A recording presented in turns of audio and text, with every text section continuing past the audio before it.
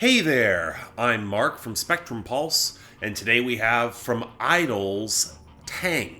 The last time I reviewed IDLES for Crawler back in 2021, I was left with the lingering feeling that the wheels might be coming off the train, that IDLES might be a more limited act than their early potential suggested. Now granted, I thought Crawler was a misplaced overcorrection to some of the really bad faith critique of Ultramono. The issue was never that they shouldn't be funny or broad or mimetic, it was that the grooves were getting a lot stiffer and there was this sour arrogance that was making the sloganeering less appealing. So I did appreciate Crawler for at least trying to find more pathos, go in a different direction, but they did so at the expense of their unique energy for a lot of by-the-numbers, dour UK post-punk, where it is a bad sign that for an album trying to be more melodic, I can barely remember it. So, okay, going into this album, another pair of corrections. A thematic refocus on love, which IDLES has been there for the entire time, but different conversation, and the recruiting of Radiohead producer Nigel Godrich to co-produce alongside Kenny Beats, which was reportedly done to further expand IDLES' sound with more analog tape loops, further focus on the melody. So did it work?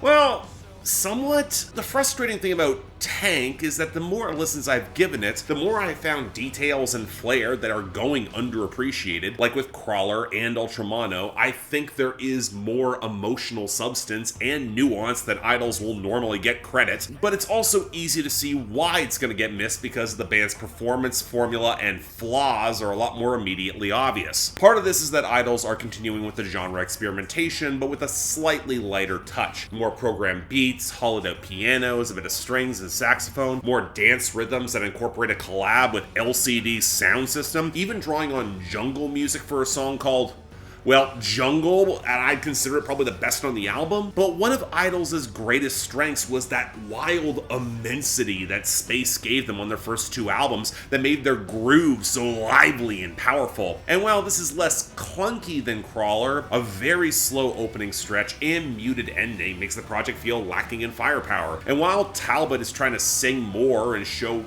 a little more tenderness on an album about love, the argument that you had to gut your muscle to do that feels misplaced. And look, I don't think Nigel Godrich does IDLES any favors contributing to a wildly slapdash production job. The fidelity is painfully inconsistent track to track when not swallowed up in claustrophobic compression or grayscale feedback. There is no excuse for Dancer, the collab with Soundsystem, to sound that bricked out. The percussion is brittle and underpowered, and there's this weird airless sterility to the mix, especially how the vocals sound like they're just pasted on top of everything and way too clear. I'd say it doesn't work for any sense of atmosphere, but that's not quite true either. Godrich's slightly rounded, ethereal touch around the distortion and loops, it's absolutely noticeable. And there are ballads where Joe Talbot's singing can make some sense fitting into that space. But reportedly, it was a very awkward recording experience with Talbot and Godrich, and Talbot was improvising lyrics on the fly. That absolutely comes through in the execution of the album. And speaking of the lyrics, a lot has been made about how Talbot's poetry feels very broad and slapdash, where the passionate earnestness can't fully absolve some underthought choices. And I think that's half true.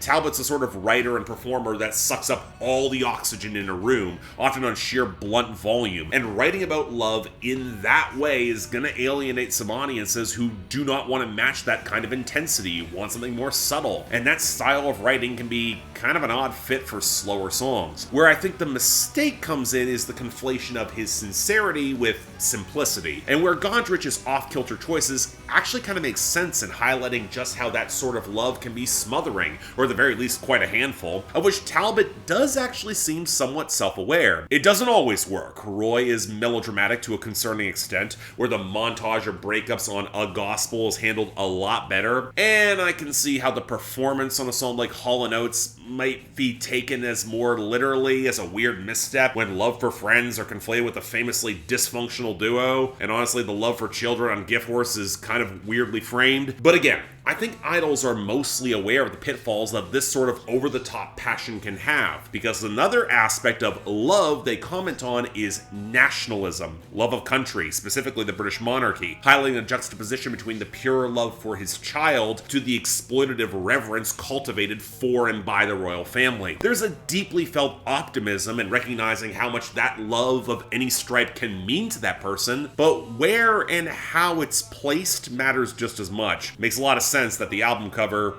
is an explosion. But as a whole, again, I see a lot of the underlying logic behind some of these choices and why the album has been so polarizing. And I like to think there's more to like here than Crawler in terms of pure hooks and grooves. But it's nowhere close to their best, because not only are idols working away from their proven formula, there's this pervasive, half-studied, but also thrown together awkwardness where the experimentation has just as many misfires, a focus on doing a lot rather than doing any of it all that well. I mean, attempts were made, I can respect that. Enough work that I can call this a good album, especially on the back half, but I'm sorry, I can't love this. So yeah, thanks a lot for watching. If you want to see more, please be sure to like, share, drop comments, and subscribe. If I kind of look terrible in this video, it's because I've been kind of sick the past 2 days, but I wanted to get this out before I fall behind my schedule that much more.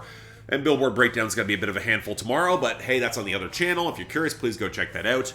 Beyond that, though, anything else I might be able to do to improve my presentation, I'm all ears. And if you guys want to get projects on my schedule going forward, link to my Patreon is right over there, where you can support the channel or just maybe argue with me more directly on my Discord.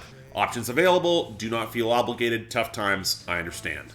Till then, I'm Mark, you're watching Spectrum Pulse, and I'll see you next time.